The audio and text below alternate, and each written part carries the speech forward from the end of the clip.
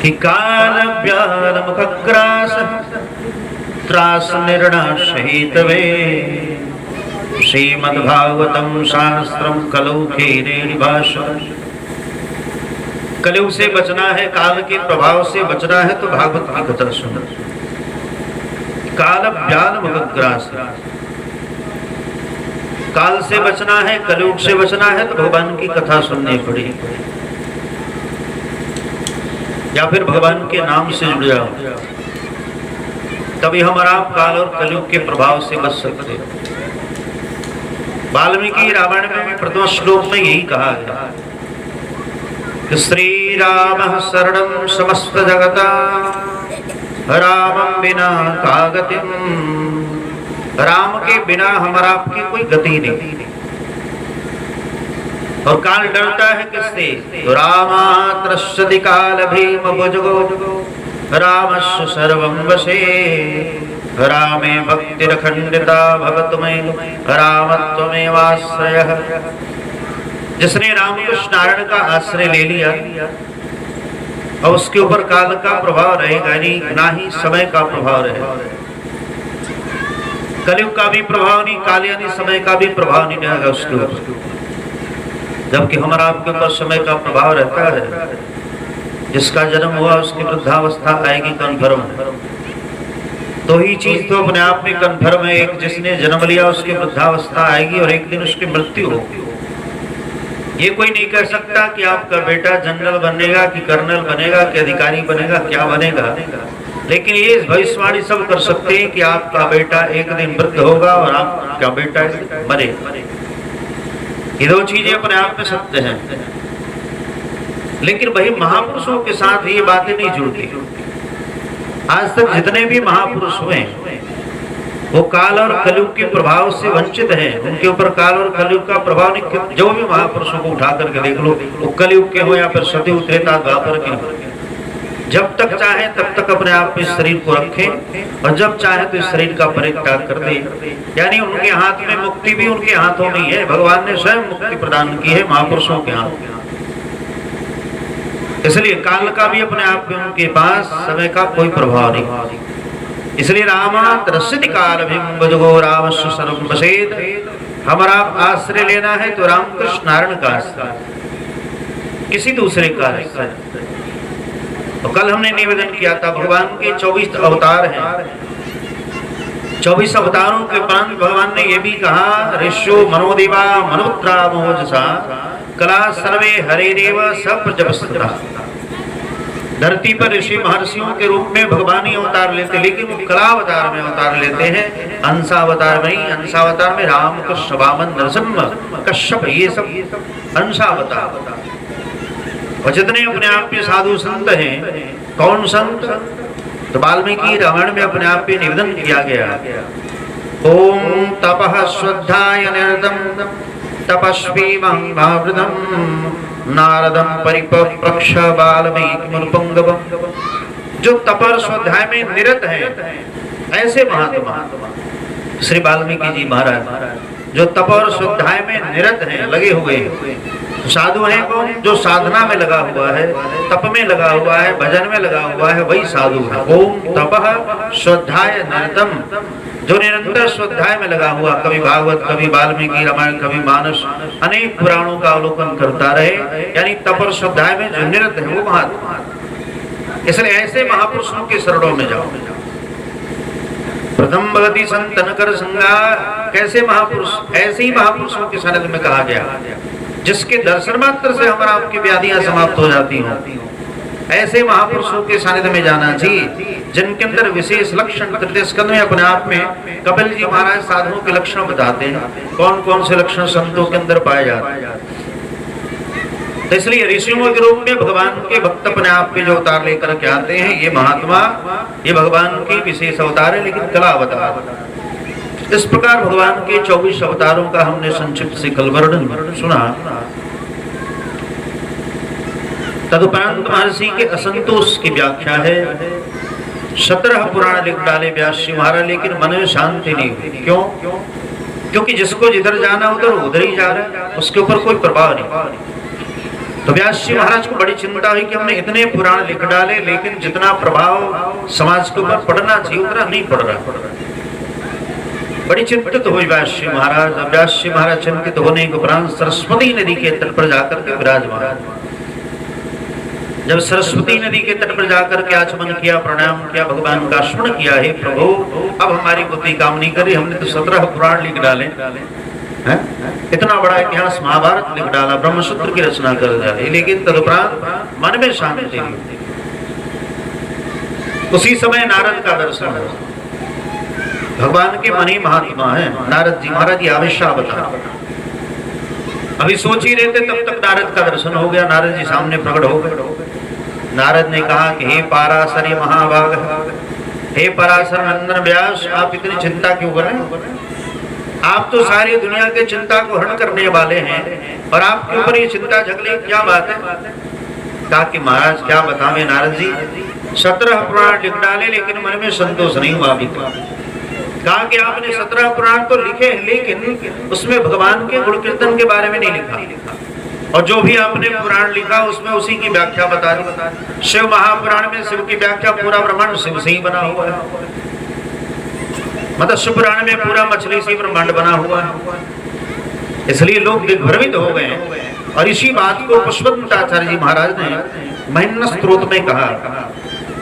पुष्पदंताचार्य जी महाराज महिम्न स्तोत्र में वैष्णव का मत देते हैं कि त्रयी सांख्यम योग पशुपतिम तम वैष्णवमितिम प्रभिन्ने पृष्ठाने परमिति मदः पट्टमिति च रुचीनां वैचित्रां निजुकुटिल नाना पथजुषां नृणामो एको गम्य तमसि पशयामरणं इवः।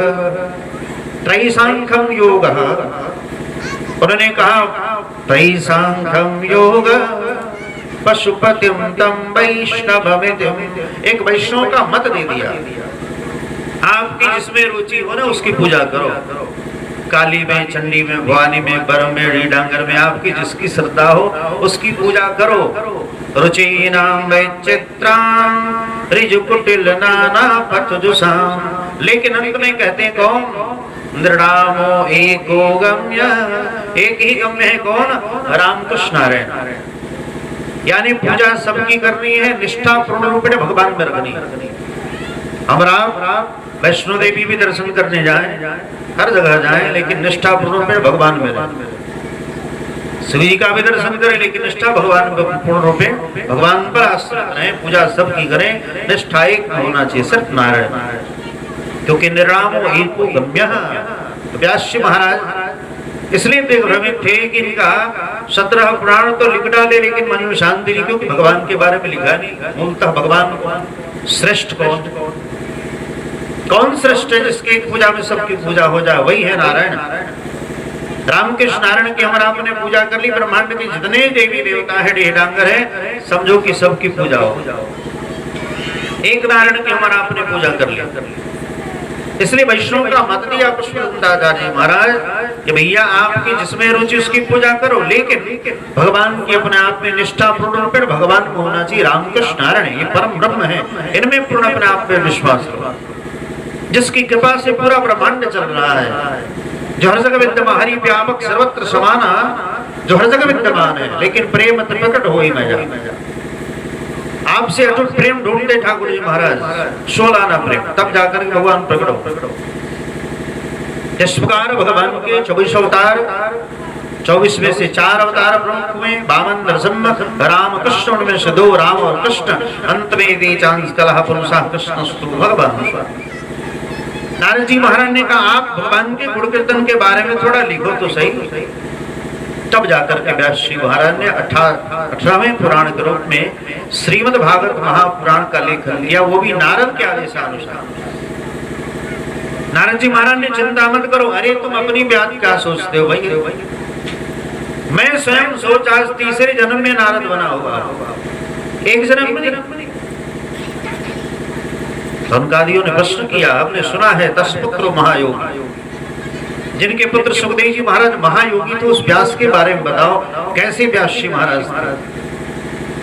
जिनके पुत्र तदिक्ष विक्षति गुणो जगतस्तवास्ते स्त्री भुवनदान सदस्य विमुक्त दृष्टि। उसके सामने स्त्री पुरुष का कोई भेद ही नहीं था, वो जानता ही नहीं था बालक स्त्री और पुरुष में अंतर क्या होता है।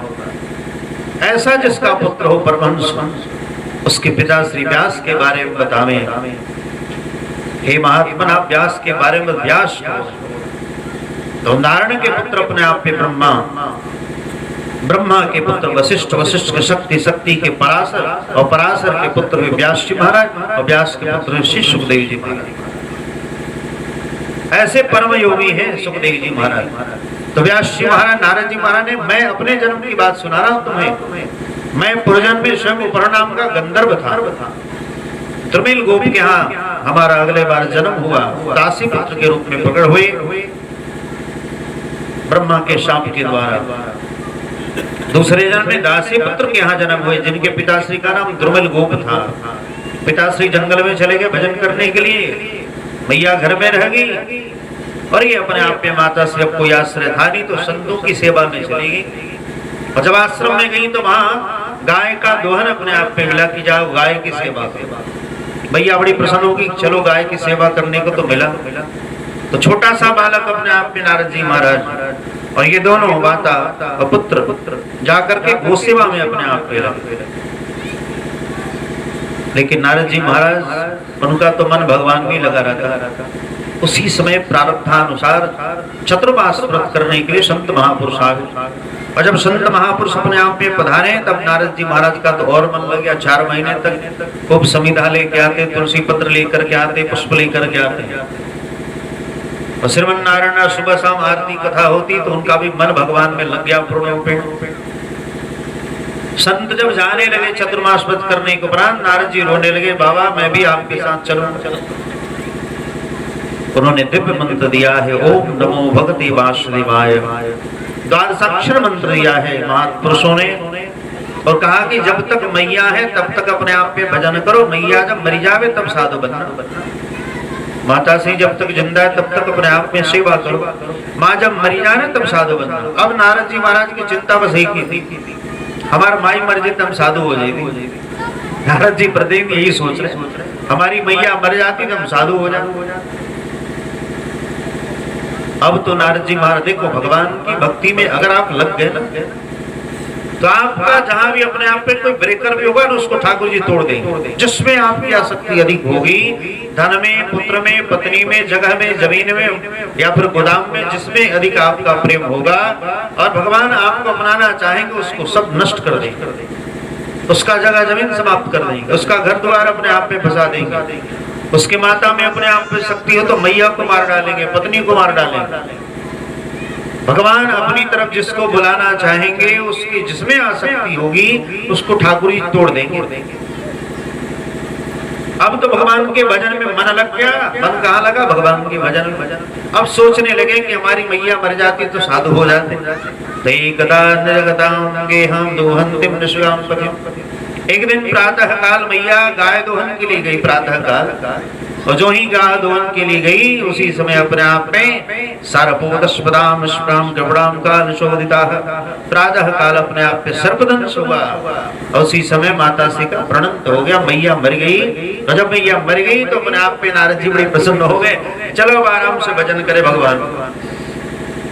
सरस्वती नदी के तट पर विराजमान हुए हैं नारद जी महाराज और भगवान का स्मरण करते हुए जो मंत्र दिया था महापुरुषों ने, ओम नमो भगवते वासुदेवाय, इसी मंत्र का अपने आप में जप करना प्रारंभ किया।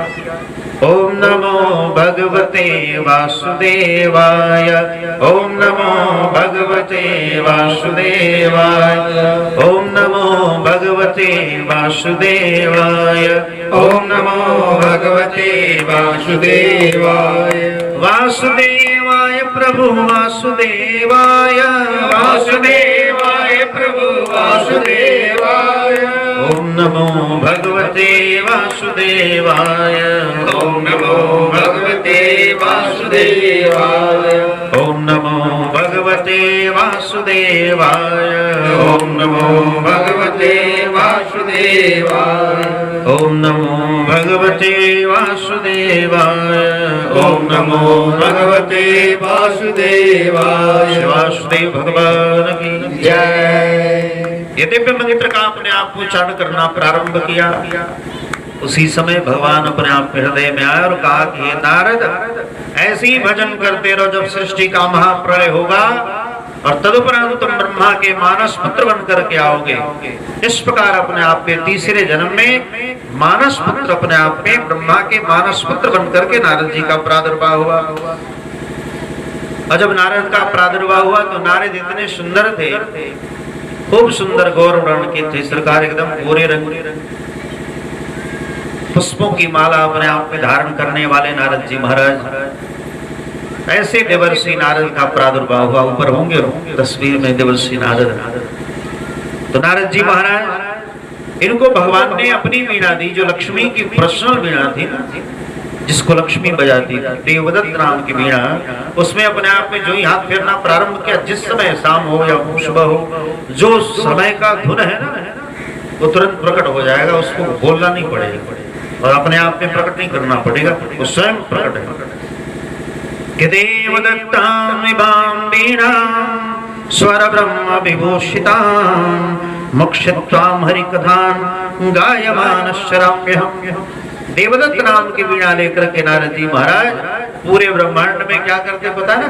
श्रीमन्नारायण नारायण नारायण, श्रीमन्नारायण नारायण नारायण, लक्ष्मी नारायण नारायण नारायण, लक्ष्मी नारायण नारायण नारायण, श्रीमन्नारायण नारायण नारायण, श्रीमन्नारायण नारायण नारायण, लक्ष्मी नारायण नारायण नारायण, लक्ष्मी नारायण नारायण नारायण, श्रीमन्नारायण नारायण नारायण, श्रीमन्नारायण नारायण नारायण, लक्ष्मी नारायण भगवान की जय।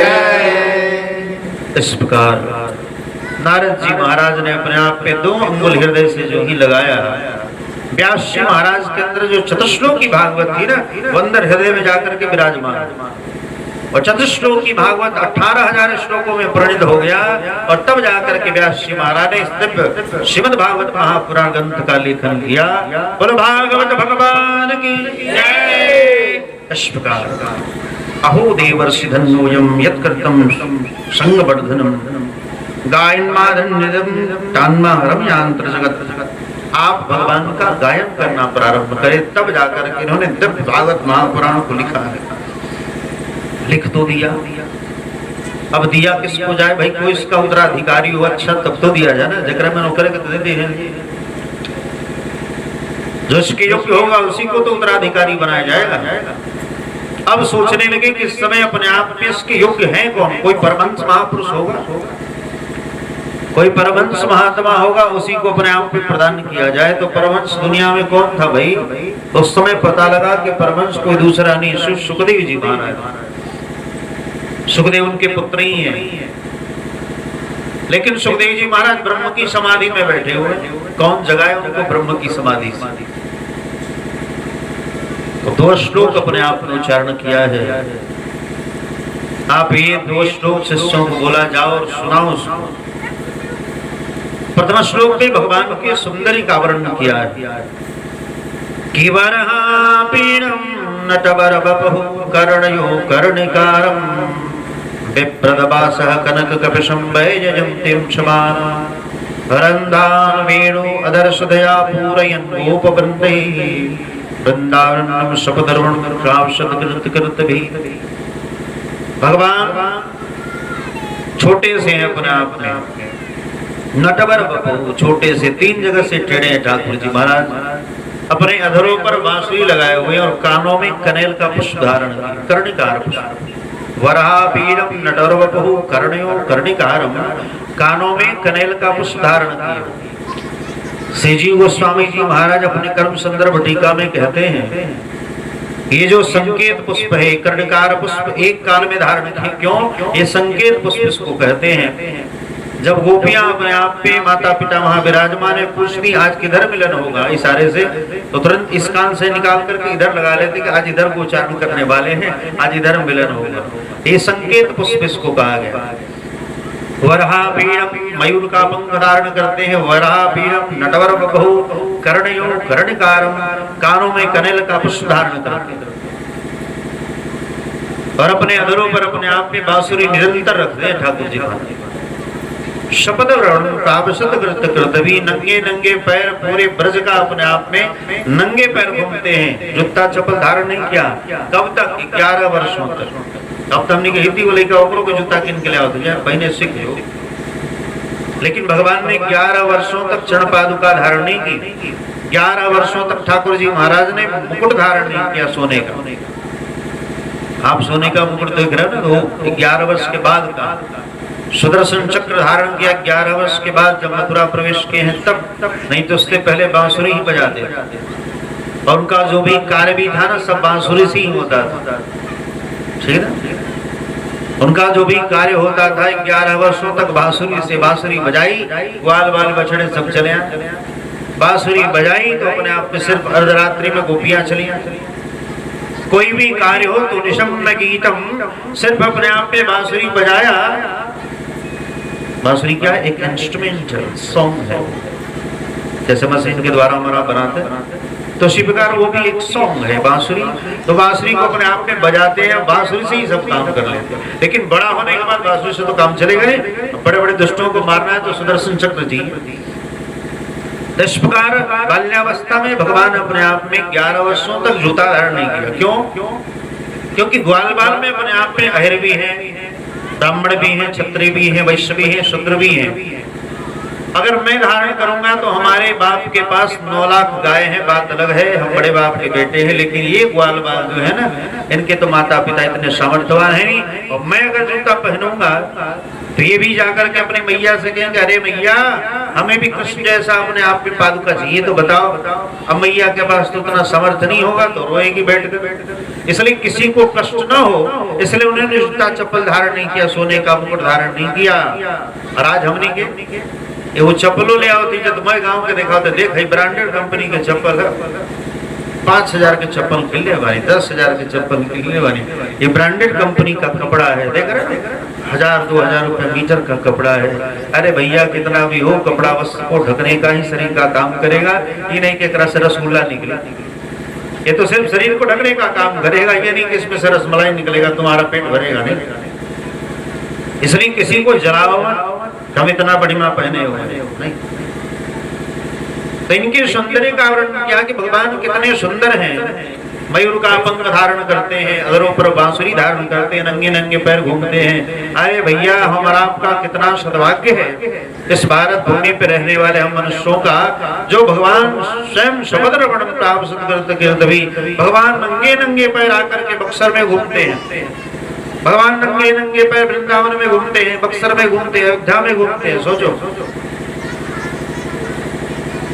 पैदल उघारे घोड़े गली गली बौरैले, पैदल उघारे घोड़े गली गली बौरैले, आइले त चंदा होके कीर्ति कमैले, आइले त चंदा होके कीर्ति कमैले, सिया के मुख चंद्र पर चकोर बन गईले, सिया के मुख चंद्र पर चकोर बन गईले। तो पूरे ब्रह्मांड का मालिक जब धरती पर आते हैं, हमारे जनकपुर जाते हैं, बक्सर आते हैं, वृंदावन में नंगे नंगे पैर घूमते हैं। सोचो, कभी पादुका धारण नहीं किया और हमारा दुनिया को जलाते रहते। देखते हमारा ब्रांडेड कंपनी का जूता है, ब्रांडेड कंपनी का चप्पल है? इसलिए हमारा आपको शिक्षा देने के लिए भगवान की विशेष अवतार होता है, शिक्षा देने। तो उनके आचरण व्यवहार से हमारा आपको शिक्षा लें। वो किसी को नहीं जलाते तो हम भी किसी को नहीं जलाए भाई। इसलिए किसी को जलाओ मत। आपके पास धन है, अच्छी बात है, उसको धारण करें, लेकिन ऐठ करके मत चलो कि हमारे पास इतना धन है। धन को आने में भी देर नहीं लगता, धन को जाने में भी देर नहीं। कैसे? जैसे सिरफल का फल होता ना, बेल का फल सिरफल। सिरफल जब हाथ में खाता है तो अपने आप में सिरफल को खा जाता, खड़े खड़े खा जाएगा, उसको तोड़ करके खिलाने की आवश्यकता नहीं। लेकिन जब मल त्याग करता है तो सिरफल खड़ा ही त्याग करता है, सोचो। और जब उसको फोड़ करके आप देखोगे ना तो उसमें खुदा कुछ नहीं रहता, बस खोपड़ी रह जाती है। ऐसा समर्थवान हाथी है, सोचो। लक्ष्मी कैसे आती है और कैसे चली जाती है, वो सिरफल के समान। हाथी खड़े खा जाता है फल को, लेकिन मल त्याग करता है जब तो खड़ा ही अपने आप में निकलेगा, लेकिन तोड़ोगे तो उसके अंदर गुद्दा नहीं रहता, हाथी खा जाता अंदर अंदर। कैसे उसकी व्यवस्था है। उसी प्रकार लक्ष्मी अपने आप में कैसे चली जाएंगी, कैसे आएंगी, कोई नहीं जाएगी। सिरफल की बात ही अपने आप को भी चली जाती, अंदर अंदर से दिखता नहीं कैसे जाती। इस प्रकार पहले श्लोक में सुंदरी का वर्णन किया, भगवान कितने सुंदर हैं, सोचो। वो ब्रह्मांड नायक नारायण वैकुंठ में कभी पैदल नहीं घूमते। एक बार भगवान के मन के अंदर आया कि मैं वैकुंठ का प्रदक्षिणा करूं, पैदल घूमूं, थोड़ा देखूं वैकुंठ कैसा है। जो ही पैदल निकले बाहर, दरवाजे से बाहर निकले, उसी समय अपने आप में गरुड़ जी महाराज आ गए। महाराज आओ हमारे पीठ पर बैठ जाओ, मैं वैकुंठ की यात्रा करा दूं। बोला कि नहीं, आज पैदल घूमने वाला। अच्छा, ऐसे है भगवान की व्यवस्था। सोचो, जो परमात्मा हमारे आपके ऊपर कृपा करने के लिए यहाँ पैदल पैदल घूमते हैं। सोचो, हम लोग लाट साहब जैसे पैदल नहीं चलना चाहते, लेकिन वो ब्रह्मांड नायक नारायण किस लिए? हमारा आपके ऊपर कृपा करना, सबके लिए, सिर्फ महापुरुषों के ऊपर कृपा करने के लिए भगवान के सारे कार्य होते हैं। इसलिए भगवान स्वयं ठाकुर जी महाराज भी अपने आप पे पैदल उघारे घोड़े गली गली बहुरीले हैं। लेकिन वही वैकुंठाधिपति नारायण भगवान जब अपने आप में वैकुंठ में सोचते हैं कि थोड़ा पैदल घूम लो, तो जो ही आगे बढ़ते पैदल घूमने के लिए, तब तक गरुड़ जी महाराज आकर के खड़े हो जाते। महाराज आप हमारे पीठ पर विराजमान हो जाओ, मैं वैकुंठ की यात्रा करा दूं। बोले कि नहीं, आज पैदल घूमने की इच्छा है। फिर उसको छोड़ करके आगे बढ़ते हैं, तब तक जो ही आगे बढ़ते हैं तब तक शिविका वाहक आकर के खड़े हो जाते। महाराज दारुक सारथी आ जाता है सोने का दिव्य रथ लेकर के, दारुक सारथी आता है सोने का दिव्य रथ लेकर के। महाराज आप इस रथ के ऊपर विराजमान हो जाओ, मैं वैकुंठ की यात्रा करा दूं। बोले कि नहीं, हद कर दी यार, आज हमें पैदल घूमने की इच्छा है, पैदल में घूमना चाहता, इसलिए पैदल घूमने की इच्छा है। आप कहा कि नहीं, आज मैं पैदल घूमने वाला। तो जो ही अपने आप में फिर आगे बढ़ते हैं, इसको मना किया दारुक सारथी को, फिर आगे बढ़ते हैं घूमने के लिए ठाकुर जी महाराज वैकुंठाधिपति नारायण। तो जो ही आगे बढ़ते तब तक शिविका वाहक आ जाते। महाराज इस स्वर्ण में अपने आप में सवारी पालकी में विराजमान हो जाओ, पालकी से आपको वैकुंठ की यात्रा करा। भगवान ने कहा हद कर दी भाई, आज हमें पैदल घूमने की इच्छा है और आप सब परेशान करते रहो। तब जाकर के भगवान अपने आप में सोचो, वैकुंठ आदिपति नारायण पूरे ब्रह्मांड में जितनी गलियां हैं ना, सारी गलियों में खूब सुंदर मखमली चादर बिछाए जाते हैं।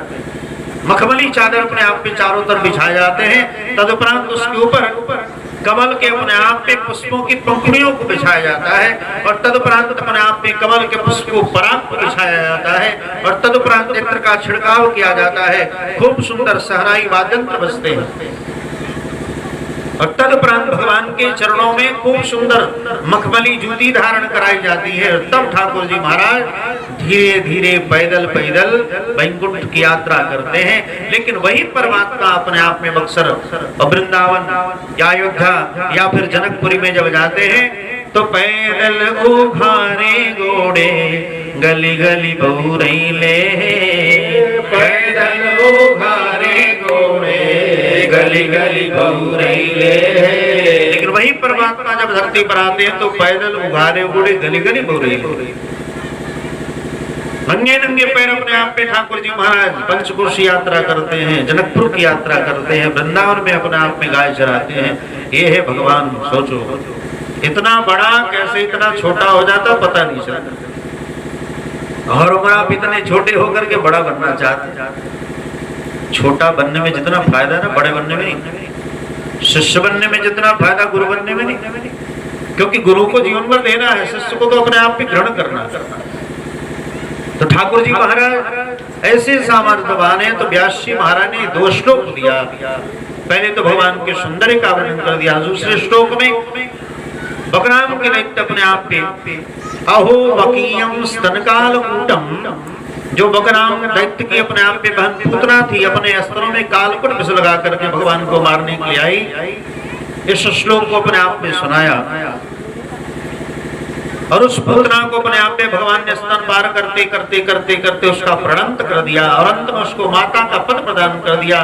जब इस स्वभाव को अपने आप में देखा है, सुखदेव जी महाराज ने इस श्लोक को जब सुना तो तुरंत आश्चर्यचकित हो गए हैं। जो पुतना भगवान को मारने के लिए आई थी, उस पुतना को भगवान ने माता की गति प्रदान कर दी। कैसे श्रेष्ठ भगवान है भाई।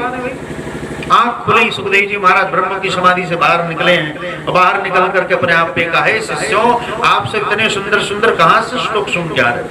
कहा कि हमारे गुरुदेव सुनाते हैं। कहा कि आपके गुरुदेव हैं कौन। कहा कि हमारे गुरुदेव जी महाराज का नाम अनंत श्री कृष्ण द्वैपायन वेदव्यास जी महाराज, ये हमारे गुरुदेव का नाम है। तुरंत सुखदेव जी महाराज ने मुस्कुराए, कहा कि ये तो हमारे पिताश्री का नाम है।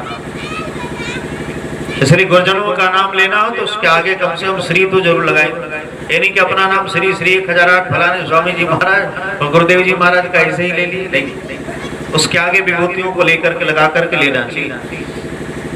तो इस प्रकार शास्त्र का आदेश है, आप्त नाम गुरुर्नाम नामातिक प्रणस्य च श्रेष्ठ कामन ग्रहे बातष्टापत कलत्रयो। आप नाम अपना भी नाम दिन भर नहीं लेना चाहिए। हमें लोग ये जानते फलाने शिलाने नहीं, दिन भर अपना भी नाम नहीं लेना चाहिए। आप नाम गुरु नाम, अपना नाम लेना हो तो दुनिया के लोग हमें गंगा पुत्र दंडी स्वामी के नाम से जानते हैं, हम नहीं जानते, लोग इस नाम से जानते हैं। आप नाम गुरु नाम, गुरु जी का भी नाम लेना हो तो अनंत श्री संपन्न श्री श्री 1008 श्री श्रीनिवासाचार्य स्वामी जी महाराज, ऐसे गुरुजनों का नाम लेना चाहिए। आप नाम गुरु नाम नामाति कृपण, जो कृपण व्यक्ति हो, मच्छर आदमी, गांव में मच्छर होगा करिए मच्छर आदमी बोला, तो जो मक्खीचूस आदमी है ना उसका दिन भर नाम नहीं लेना चाहिए। प्रातः काल स्मरण नहीं करना चाहिए, अगर दर्शन हो जी तो जतरा बिगड़े। जो मच्छर आदमी, मच्छर समझते हो ना, मक्खीचूस जो देखता हो आरती में डालत समय देखा तो इस सिक्का में सिक्का सटल तो नहीं है ना, ऐसे जो मच्छर आदमी है इनका नाम नहीं लेना चाहिए प्रातः काल। आप नाम गुरु नाम नामाति श्रेष्ठ कामन ग्रीव्यात स्थापित कलत्रयो। इस प्रकार गुरुजनों का भी नाम नहीं लेना चाहिए, मक्खीचूस का भी नाम नहीं लेना चाहिए। एक मक्खीचूस था सेठ, गया स्नान करने मथुरा यमुना, वहां के पंडा ने कहा बाबा पहले आप संकल्प करो तो स्नान करो। सेठ ने पूरा पॉकेट देख लिया, 1 रुपया उसको नहीं मिला। पंडित जी महाराज ने कहा चिंता मत करो, अपना एड्रेस बताई दो, मैं आपके गांव पर आकर के 1 रुपया ले लूंगा। एड्रेस बताई दिया, पंडित जी महाराज ने अपने आप में लिख लिया अपने डायरी में। पंडा के पास आप भी जाओगे ना, बद्रीनाथ केदारनाथ, तो आपके पूर्वज लोग जहाँ पहुंचे होंगे ना, उनकी बही खाता उनके पास रहती है, पंडों के पास। तो वहां पर अपने आप पे पंडा जी महाराज ने कहा चिंता मत करो, मैंने आपका नोट कर लिया स्थान, आकर के आराम से पैसा बाद में ले लेंगे। कुछ दिन के बाद पंडा अपने आप पे कहा कि चलो 1 रुपया लेकर के आते हैं सेठ जी महाराज के पास से। तो सेठ जी महाराज के जो ही गांव में गए तो बाहरी सेठ का घर था, तो जो ही अपने आप पे पंडा आया, सेठ ने भी देख लिया कि पंडा आ रहा है, तुरंत सेठ ने दरवाजा बंद कर दिया। देवी दरवाजा बंद करो। क्या हुआ भाई? अरे देवी दरवाजा बंद करो। क्या हुआ बताओ तो सही। अरे पंडा आ रहा है 1 रुपया लेने, हमसे जल्दी ले आओ, कफन में मरना चाहता हूं। अब घर में जो भी धोती होती था ना उड़ करके सो गया, और पत्नी रोना प्रारंभ, हाय हाय हमारे पति मर गए, हाय हाय हमारे पति मर गए। पंडा ने अपने आप में सेठ को देख लिया।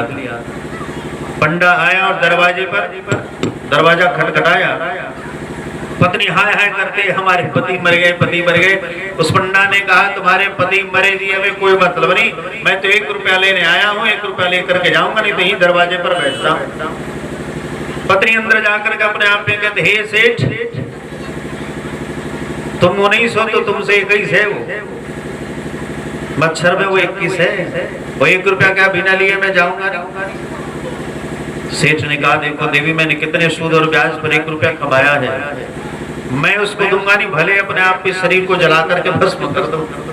अब तो सारे भाई दयादों को अपने आप पे बुलाया गया, खूब सुंदर टिकटी बनाई गई, उसके ऊपर अपने आप पे उसको लिटाया गया और सब लोग लेकर के शमशान घाट पहुंच गए। श्री राम नाम सत्य है, यही सब का गत्य है। शमशान घाट में ले जाकर के चिता बोझी गई, लकड़ी बोझा गया चिता, उसके ऊपर इसको लिटा दिया गया। जब मुखाग्नि देने की बारी आई तब पंडा ने कहा कि अरे बड़ी मच्छर सेठ है भाई, 1 रुपया के लिए अपने आप पे जान देने जा रहा है। तब जाकर के कहा आप सब ग्रामवासी थोड़े किनारे हो जाओ, हमारे पास एक ऐसा मंत्र है ना, मैं इसको जिंदा कर दूंगा। कहा कि तो और अच्छी बात है। तो सारे लोग अपने आप पे किनारे हो गए और तब जाकर के कान में कहा रे सेठ, तुम्हारे जैसा मच्छर आदमी मैंने जीवन में आज तक नहीं देखा, जो 1 रुपया के लिए तो मरने जा रहा है, जा मैं 1 रुपया दान करता हूँ। इतना सुनते ही अपने आप में जो सेठ मरा पड़ा था ना, तुरंत चिता के ऊपर खड़ा हो गया और खड़े होकर के कहता चलो चलो ये चिता की लकड़ी भी घर लेते चलो। अब सोचो ऐसा जो मच्छर आदमी हो जो ये कहता कि चिता की लकड़ी भी घर लेते चलो, बताओ ऐसे मच्छर आदमियों का प्रातः काल नाम नहीं लेना चाहिए। आप नाम गुरु नाम नामाति कृपणस्य, कृपण व्यक्ति का भी नाम नहीं लेना चाहिए। और गृहस्थाश्रम में पत्नी को पति का नाम नहीं लेना चाहिए। गृहस्थाश्रम में पत्नी स्त्रियों को जिनका विवाह हो गया ना, पत्नी को अपने पति का नाम नहीं लेना चाहिए। पति को पुकारना है तो बच्चों के नाम से, हे लड्डू के पापा, यानी जो भी बच्चों का नाम हो, टेंगरा चेंगरा लड्डू बर्फी पेड़ा जो भी हो, उस बच्चों के नाम से ही पति को पुकारना चाहिए, लड्डू के पापा, ठीक है। उसी प्रकार पति को भी पत्नी को नहीं बुलाना चाहिए, लड्डू की मम्मी कह करके बुलाओ। या फिर जिस गांव से आई हो उस गांव के नाम से अपने आप में, उत्तर प्रदेश हो तो उत्तर प्रदेश वाली, बिहार वाली हो तो बिहार वाली, यानी जिस गांव से आई हो उस गांव का नाम लेकर के बुलाना चाहिए। क्योंकि हमारे सनातन धर्म में जो विवाह होता है ना, विष्णु स्वरूप वाराया लक्ष्मी श्रुभन्या, विवाह के दिन वो वर होता है साक्षात विष्णु स्वरूप होता है, कन्या कोई कन्या नहीं, साक्षात उस समय लक्ष्मी स्वरूपा होती है। इसलिए नाम स्मरण करना, नहीं तो फिर आयु घट जाती।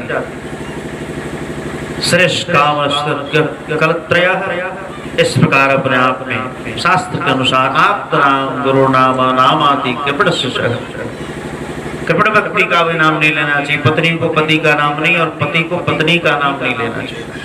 सुखदेव जी महाराज ने सुना कि तो हमारे गुरुदेव का नाम है। गुरुदेव को सुनते ही अपने आप में सुखदेव जी महाराज तुरंत चल दिए हैं शिष्यों के साथ। तो तब जाकर के जन्मादश से लेकर के तम नमामि हरिं परम तक पूरी भागवत की कथा व्यास जी महाराज ने सुखदेव जी को समर्पित की। बोले सुखदेव जी महाराज की जय, श्रीमद् भागवत महापुराण की जय। ऐसे व्यास जी महाराज ने श्रीमद् भागवत महापुराण का रचना किया और सुखदेव जी महाराज जैसे परमहंस महापुरुष को समर्पित किया है।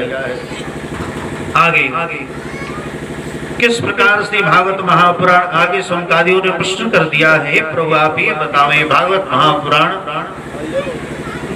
किस प्रकार से अपने आप सुखदेव जी महाराज ने कब कैसे और कहां सुनाई, आप इसके बारे में बताने की कृपा करें। महाभारत के उपसंहार का वर्णन किया है।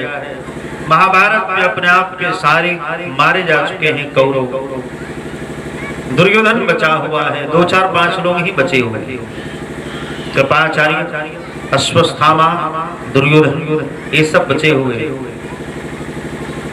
इधर 5 पांडव तो सुरक्षित हैं ही, लेकिन दुर्योधन भी अपने आप पे लौलवान होकर के गिर पड़ा है। उसी का स्मरण करते हैं श्री व्यास जी महाराज कि यदा मदे कौरव संजयाना वीरेश्वथो वीर गदिंगतेषु मृगोदरा विद्गदा विमर्शः मृगो नृदंडे धृतराष्ट्रपुत्रे। उस धृतराष्ट्रपुत्र के अपने आप पे गदा युद्ध में बेचारा लहूलुहान होकर के गिर पड़ा है। उसी का स्मरण कर रहे हैं श्री व्यास जी महाराज। ऐसे जब सारे कौरव मारे जा चुके हैं तब जाकर के अपने आप में दुर्योधन जल समाधि लेकर के सरोवर में जाकर के छिपा हुआ था। भगवान ने 5 पांडवों के अनुसार पता लगाया है कौन भीलों से पता लगाया दुर्योधन है कहाँ। तब पता चला कि अपने आप में तो जाकर के छिपा हुआ है। सरोवर में भगवान पांचों पांडवों को लेकर के वहां पहुंचे हैं और पांचों पांडवों लेकर के पहुंचने के उपरांत कहा कह रहे दुष्ट दुर्योधन जब अपने 99 भाइयों की हत्या करा दी और आज मृत्यु के भय से जाकर के सरोवर में छिपा हुआ निकल बाहर नहीं निकला। भीम जी महाराज ने अपने आप पे बोला रे दुष्ट पापी दुष्ट दुर्योधन तूने अपने 99 भाइयों की हत्या कराने के उपरांत राज मृत्यु के भय से सरोवर में छिपा हुआ है। अगर तूने अपनी माता का दूध पिया है निकल बाहर। इतना कहती जल को चीरता हुआ बाहर आया। दुर्योधन भी साधारण नहीं था, कलयुग का ही अवतार है दुर्योधन। उसका पूरा शरीर ही वज्र का था, टूटने वाला नहीं था जांग को छोड़कर। तदुपरांत अपने आप पे दोनों के बीच में घमासान युद्ध हुआ और अंत में देखते देखते भगवान ने इशारा किया रे मूर्ख लड़ते लड़ते मर जाओगे, इसका कुछ बिगड़ने वाला नहीं, इसके जांग के ऊपर प्रहार करो। और तब अपने आप में भीम जी महाराज ने गदा का प्रहार किया और उसका जांग तोड़ दिया है, विदीर्ण कर दिया है। इसी का स्मरण कर रहे श्री व्यास जी महाराज कि यदा मृधे कौरवशञ्जयानां वीरेश्वथो वीरगतिं गतेषु भृगोदराविद गदा विमर्शः भृगोर्दण्डे धतराष्ट्रपुत्रे। उसी का स्मरण किया है व्यास जी महाराज। गदा युद्ध में बेचारा लहूलुहान होकर के गिर पड़ा है। उसी समय अपने आप में दूर से देख रहा था अश्वस्थामा पहुंचा है। मित्र आज तुम्हारी ये गति देख करके हमें बड़ी हंसी आ रही है, क्योंकि तूने आज तक हमें सेनापति नहीं बनाया। कभी भीष्माचार्य, कभी द्रोणाचार्य, कभी कर्ण, कभी कृपाचार्य हमें बनाए होते तो पांचों पांडवों का सर तुम्हारे सामने ले आकर कर दिया होता। इस दुष्ट के अंदर आशा की किरण नजर आई और तुरंत अपने रक्त का है उस ब्राह्मण के ऊपर तिलक कर दिया। सोचो तो हमारा तिलक किसका करते हैं? अक्षत रोड़ी का, कुमकुम का, चंदन का। और इसने अपने रक्त का ही तिलक कर दिया विजय श्री का। जाओ सेनापति नियुक्त किया। अश्वस्थामा ने रात्रि में आक्रमण किया है शिविर के ऊपर। इधर भगवान सब जानते हैं पांचों पांडवों को लेकर के मार्कंडेय ऋषि की कुटिया पर पधारे हैं। इधर पांचों पांडवों के स्थान पर पांचों पुत्र सो रहे हैं। अश्वस्थामा ने आकर कहा युधिष्ठिर ने कि शिविर की सुरक्षा कौन करेगा? तो महाभारत में वर्णन है उस समय भगवान भूत भान भोलेनाथ भगवान ने आदेश किया आप यहाँ रहो और शिविर की सुरक्षा करो। अश्वस्थामा भगवान का अंशावतार है शिव का, तो शिव का अंशावतार होने के कारण अश्वस्थामा वहां पहुंचा है। और अश्वस्थामा ने शिव की बड़ी सुंदर स्तुति की है कि हरिस्तेषाम् अस्त्रं कमल बलिमादाय पदयो यदोकोने तस्मिन् निजमुदहर नेत्र कमलं गतो वक्त्युद्रेका परितमसो चक्र बपुषा तृणायां रक्षायै हर त्रिपुर जागरति जगतां। शिवजी महाराज बड़ी प्रसन्न हो गए। शिवजी का काम क्या है पता है? विनाश करना। वो विनाश के देवता समझ गए क्या संहार होने वाला है। इतना बड़ा महाभारत हुआ, हमें बुलाया नहीं गया, आज बुलाया गया। इसका मतलब आज संहार होने वाला है। और तुरंत चंद्रहास नामक खड्ग दे दिया है। ये लो अश्वस्थामा और चंद्रहास नामक खड्ग को लेकर के अंदर गया। सिर में पांचों पांडव सो रहे थे, पांचों पांडवों के पांचों पुत्र सो रहे थे। पहले तो धृष्टद्युम्न को मारा, उठाया, अपने आप को उठा करके खटखट खटखट काट डाला है। तदुपरांत पांचों पांडवों के बच्चों का सिर धड़ से अलग किया है और लेकर के दुर्योधन के पास पहुंचा है। जो ही दुर्योधन ने देखा कि अरे वाह, जो भीष्माचार्य, द्रोणाचार्य, कृपाचार्य नहीं कर पाए, कर्ण नहीं कर पाया, आज हमारा मित्र अश्वस्थामा कर दिया है। लाओ सबसे बड़ा मस्तक, रात्रि का समय था, कहा कि लाओ सबसे बड़ा मस्तक भीम का मस्तक हमें दो। जो ही सबसे बड़ा मस्तक अपने आप में दिया, उसी समय गुस्सा उठाई, गुस्से से जो ही दबाया है चुड़ चुड़ हो गया है। कहा करे दुष्ट ब्राह्मण, ये तूने क्या कर दिया? अरे ये भीम का मस्तक नहीं हो सकता। जब कुरुक्षेत्र युद्ध में अपने आप पे जब प्रचंड गदा भीम के मस्तक से टकरा दी थी, चिंगारियां प्रकट होती थी, ये भीम का मस्तक नहीं हो सकता। एक बार दबाने पर चुड़ चुड़ हो गया। जो ही चंद्रमा के प्रकाश में देखा, कहा करे दुष्ट ब्राह्मण, ये तूने क्या कर दिया? आज तो तूने हमारे कुल खानदान का सर्वनाश कर दिया। अरे कभी तुमको दया आती और हमारे नाम से तर्पण कर देते, हमारा उद्धार हो जाता। आज तो तूने हमारे कुल खानदान का सर्वनाश कर दिया। इन पांचों बच्चों ने हमारा क्या बिगाड़ा था? जब सोए हुए अपने आप में पांचों बच्चों को तो मार करके लेके चला है। प्रातः काल द्रौपदी जब शिविर में पहुंची है, बड़ी कष्ट हुआ है देख करके, धड़ अलग पड़ा हुआ, सिर है ही नहीं। पांचों पांडव मार्कंडेय ऋषि की कुटिया के उपरांत जब शिविर में पधारे हैं, रुदन कर रही है द्रौपदी, अपने आप में विलाप कर रही है। उसी समय अपने आप में भगवान समझ गए किसी दूसरे का नहीं, ये तो अश्वत्थामा का काम, क्योंकि आज उसके जैसा पराक्रमी अब दुनिया में कोई नहीं।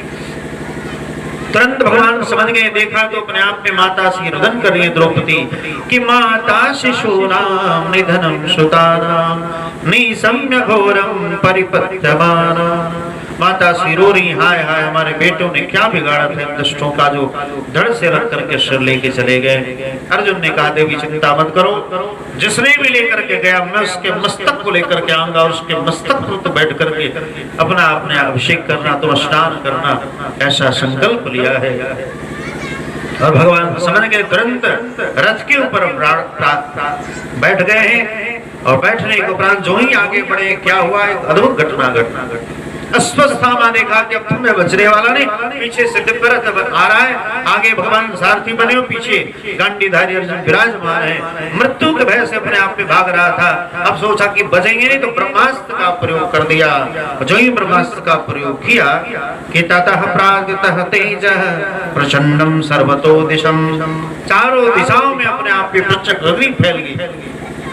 अर्जुन जी महाराज हाय हाय करने लगे, महाराज बचाओ, कृष्ण कृष्ण महाबाहो भक्तानां भयंकरः तमेको देवानां अपूर्व संसदः।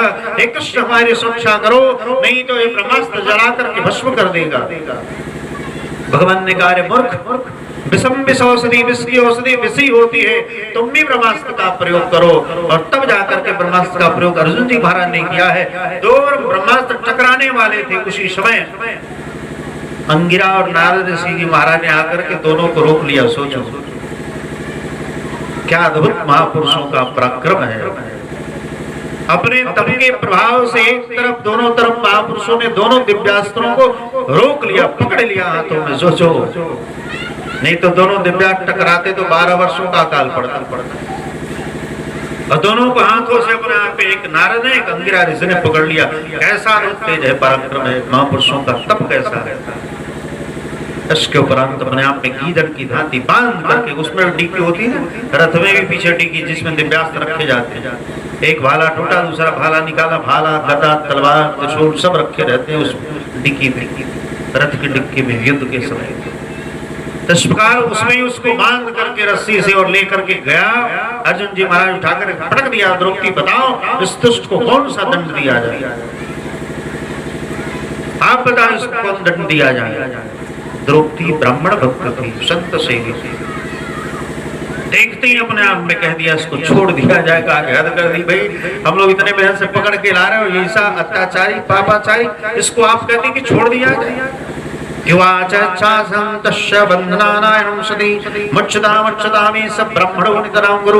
तो ब्राह्मण गुरुपुत्र है, इसको छोड़ दिया जाए।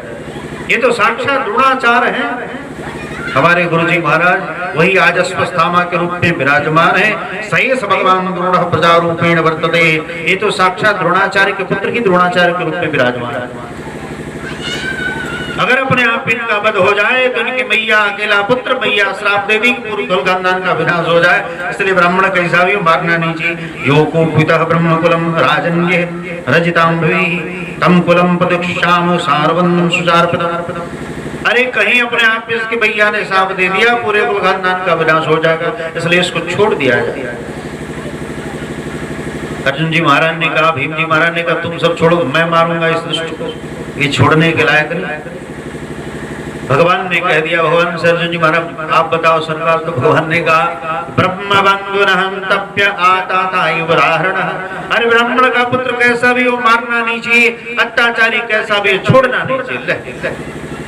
भीम ने कहा, तब कर बैठा के आरती उतारा जाए, इसको बैठा के आरती उतारी जाए। आपने कह दिया मारना नहीं, छोड़ना नहीं है। लेकिन अर्जुन जी महाराज ने गीता उपदेश सुना है, समझ गए भगवान की बातों को, और तुरंत तलवार निकाला है अंदर से। अर्जुन सस्साध्याय हरे हतमथास्न मणिजहार वर्धन द्विजस्स वर्धजम। उसी समय अपने आप पे तलवार निकाला, इसके ललाट के ऊपर दिव्य मणि थी, क्योंकि वचन लिया ना इसके गर्दन को काट दूंगा द्रौपदी से। इसलिए अपने आप पे तुरंत तलवार निकालकर इसके ऊपर एक दिव्य मणि थी चमकने वाली मणि को निकाल दिया है। इसके आधे बाल और मूछ दाढ़ी मुड़ करके धक्के मार के बाहर निकाल दिया। लेकिन इतना दुष्ट ब्राह्मण है, ऊंच निवास नीच कर, इतना दुष्ट ब्राह्मण है। अभी अभी इसको जीवन दान दिया गया और जो ही बाहर निकला तब तक इसने सोचा कि रे अभिमन्यु जब मारा गया था उसकी पत्नी गर्भवती थी, क्यों न उसके गर्भ शिशु की हत्या कर दी जाए। सोचो इतना दुष्ट ब्राह्मण। अभी अभी द्रौपदी की कृपा से इसको जीवन दान मिला और अभी कह रहा है कि मैंने अभिमन्यु का उस समय वध हुआ था, उस समय उसकी पत्नी उत्तरा गर्भवती थी, क्यों न उस गर्भ के शिशु को ही मार दिया, इसके कुल खानदान का समाप्ति कर दिया। और इसने 5 दिव्यास्त्रों को छोड़ा है। 5 पांडवों के ऊपर भगवान ने सुदर्शन चक्र से उसको काटा है। अंत में ब्रह्मास्त्र का प्रयोग कर दिया, किसके ऊपर? उस गर्भस्थ शिशु के ऊपर। उसी समय भगवान द्वारिकापुरी जाने वाले थे।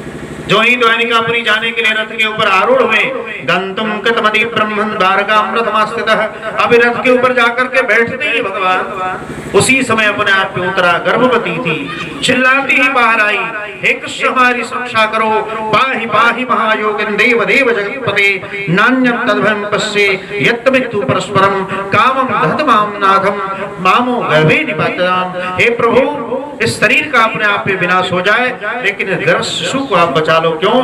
क्योंकि कौरव पांडवों के बीच में यही अंतिम बीज बचा हुआ है।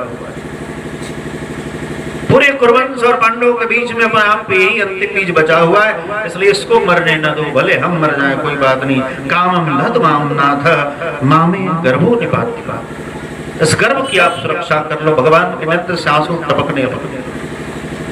क्या कि कितना दुष्ट ब्राह्मण है ये, दुष्ट। और उसी समय देखते देखते भगवान गर्भ के अंदर प्रविष्ट हो गए। सोचो, अंतस्थ सर्वभूतानां आत्मा योगेश्वरे हरि, भगवान देखते देखते गर्भ के अंदर जाकर के प्रविष्ट हो गए हैं। 2 हाथ से बाहर भी खड़े हैं, 2 हाथ 2 पैर लेकर के, और अंदर गर्भ में ही प्रविष्ट हो गए। इस बात को किसी ने जाना नहीं, लेकिन वहीं पर माता कुंती विराजमान थी। मैया कुंती समझ गई है तो भगवान की अपरिमित लीला है, गर्भ के अंदर भी और बाहर भी है। इतना जानती माता कुंती ने अद्भुत स्तुति की है, जिस कुंती स्तुति को महापुरुषों ने स्वीकारा। ऐसे भगवान अंदर हृदय में विराजमान होंगे। सोचो हमारा कितने भक्त वत्सल भगवान है। अपनों भक्तों की सुरक्षा करने के लिए कहाँ चले जाते हैं? मलमूत्र के भांड में, घर में जाकर के भगवान अपने आप में सुरक्षा किए हैं। अपनी कोमली गदा को इतना तेज घुमाया है, लगा कि सुदर्शन चक्र घूम रहा है। कपार से पूछ रहे हैं कैसा लग रहा है देवी, अब तो शीतलता मिली? हाँ, ठंडा है, कोई दिक्कत नहीं। लेकिन माता कुंती वही विराजमान थी, तुरंत पहचान लिया, हे प्रभु ये आपकी अद्भुत लीला है। इस प्रकार ये कुंती स्तुति को अपने आप में महापुरुषों ने बड़े स्वीकारा है। जितने भी धरती पर भागवत कथाकार हुए या फिर जितने भी संत हुए ना,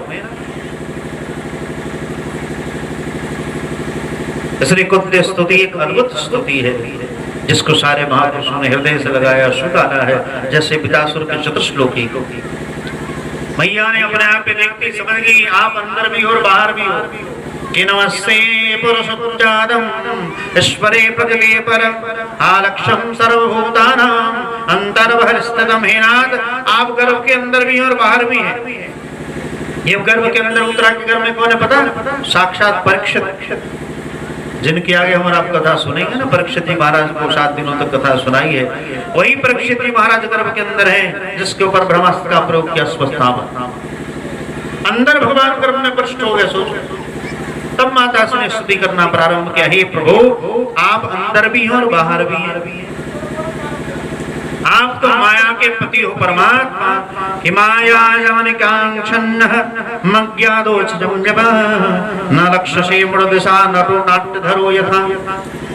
जैसे दुनिया में अपने आप में हमारा पहले कठपुतली का नाच देखते थे ना, देखने में लगता था कि कठपुतली नाच रही है, लेकिन नहीं, नचाने वाला सूत्रधार कोई और था। उसी प्रकार सबही नचावत राम गोसाई, सारी दुनिया को नचाने वाले सूत्रधार तो ऊपर बैठे हुए हैं। हम और आपको देखने में लगता है कि नहीं, हम लोग ऐसे ही नाच रहे हैं, नहीं, नचाने वाला वहां बैठा। मैया कहती, हे प्रभु आप तो बड़े नौटंकीबाज हो, आपके बारे में तो बड़े बड़े प्रबंध महात्मा आपको नहीं जान पाते। कि तथा परमहंसानां मुनिनां मलात्मनां भक्ति योग विधानार्थम कथम पश्चिम स्त्रियः। बड़े बड़े मलात्मा विमलात्मा महात्मा व्यक्ति आपको नहीं जान पाते हैं, लेकिन मैं भक्ति के माध्यम से एक साधारण स्त्री होने के उपरांत आपको पहचान गई कि आप वही भगवान हो। आप कोई साधारण नहीं है, आप भगवान है, जिसके कारण गर्भ के अंदर भी है और बाहर भी है। हे प्रभु, आपने बड़ी कृपा की। हे कृष्ण, मैं आपको प्रणाम करती हूँ कि कृष्णाय वासुदेवाय देवकी नंदनाय च नंद गोप कुमाराय गोविंदाय नमो नमः। हे कृष्ण, आपको मैं प्रणाम करती। कृष्णाय वासुदेवाय देवकी नंदनाय च, हे देवकी के लाल, मैं आपको प्रणाम करती। नंद गोप कुमाराय, हे नंद के लाल, मैं आपको प्रणाम करती। गोविंदाय नमो नमः, हे गायों के रक्षक गोविंद, मैं आपको प्रणाम करती हूँ। अनेक नामों से मैया ने स्तुति में प्रणाम किया। कहते हे प्रभु, आप वही भगवान हो। कौन? कि नमः पंकजनाभाय नमः पंकज मालिने नमः पंकज नेत्राय नमस्ते पंचांग्रे। आपके नाभि कमल से ब्रह्मा प्रकट होते हैं, आपके नेत्र भी अपने आप में कमलदल के समान है। इसलिए कृष्ण, हे नारायण, मैं आपको प्रणाम करती हूँ। इसलिए प्रभु, आपका हमारे ऊपर बड़ी कृपा है। ठीक ना? ठीक ना? आपकी हमारे ऊपर बड़ी कृपा है और आप साक्षात भगवान हो। भगवान ने कहा, अरे बुआ, मैं कोई भगवान हुआ नहीं, तुम्हारा भतीजा हूं। बोला कि नहीं, आप भगवान हो। क्योंकि आप सोचो, इतने बड़े भगवान हमारे ऊपर, तो आपकी बड़ी कृपा। हमें लगता है कि आपका अवतार मेरे लिए हुआ है। क्योंकि यथा ऋषि के सखलेन देवकी कंसेन रुद्धात चिरं सुचार्पिता विमोचिता हम च सात्मजा विभो तैवनाथेन मुहुर्विपदगणात्। आपने अपने माता पिता की सुरक्षा कंस से नहीं कर पाए। सोचो, कंस ने अपने कारागार में अपने माता पिता को डाल दिया, आप कुछ नहीं कर पाए। लेकिन हमारे ऊपर जब जब विपत्ति आती है, हे प्रभु, आप हमेशा सामने दिखते हो। कृष्ण, आप सामने दिखते। जब जब हमारे ऊपर विपत्ति आई, तब तब आप हमारी सेवा में रहे। इसलिए हमें लगता है आपका अवतार सिर्फ मेरे लिए हुआ है और किसी दूसरे के लिए नहीं। हमारा आपको यही सोचना चाहिए। हमारे जो गोपाल जी ठाकुर जी, हमारे लिए आपका अवतार सिर्फ मेरे लिए हुआ और किसी के लिए। तभी बनाते बदगणात, हमारे ऊपर जब जब विपत्ति आती है प्रभु, आप हमारी सुरक्षा में निरंतर लगे रहते हो। कब कब कब कि विशाल महाग्नि पुरुषात दर्शना असत सभायां वनवास कक्षितः।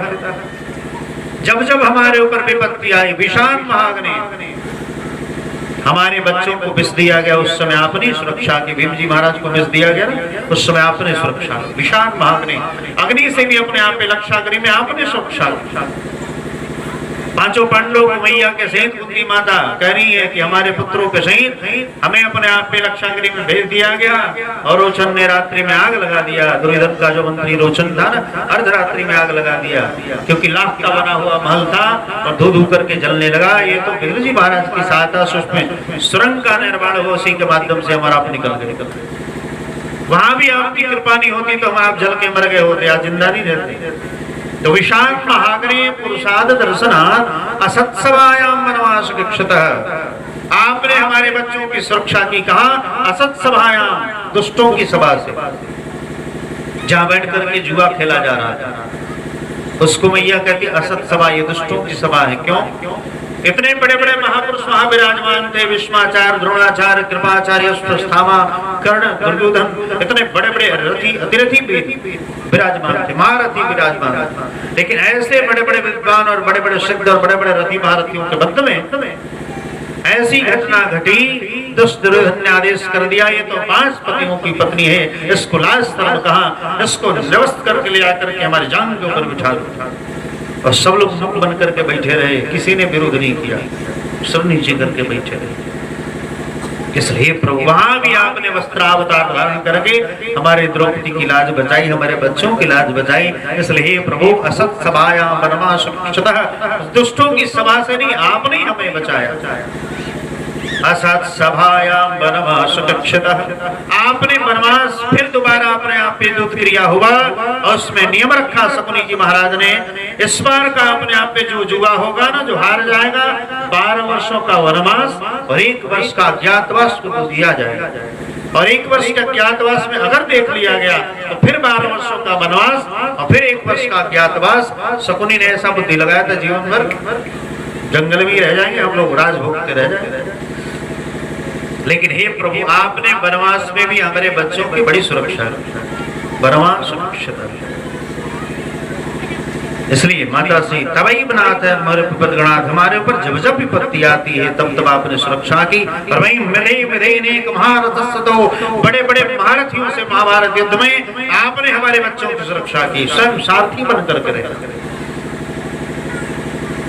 और इतने दिव्यास्त्रों का अपने आप पे रथ के ऊपर प्रभाव, लेकिन वो रथ जला नहीं। तब आपने कहा हे अर्जुन, अब इस रथ का परित्याग करो क्योंकि ये बेचारा थक चुका है, अब ये भस्म होने वाला है। उसी समय हनुमान जी को आदेश किया। हनुमान जी अपने आप पे ध्वजा से नीचे उतर गए हैं और तदुपरांत भगवान जो ही छलांग लेकर के नीचे आए हैं, धू धू करके अपने आप पे देखते देखते पलक झपकते ही रथ धूल हो गया, राख। कहते माता श्री हे प्रभु, मदे मदे नेक महारथस्य दो, बड़े बड़े महारथियों से आपने हमारे बच्चों की सुरक्षा की। नहीं तो कहाँ हमारे बच्चों में 5 पांडव, सोचो उधर भीष्माचार्य, द्रोणाचार्य, कृपाचार्य, अश्वत्थामा, कर्ण, इतनी सेनाएं, लेकिन 5 के 5 ही रह गए, एक का भी सूचना नहीं हुआ, क्योंकि आपकी कृपा थी।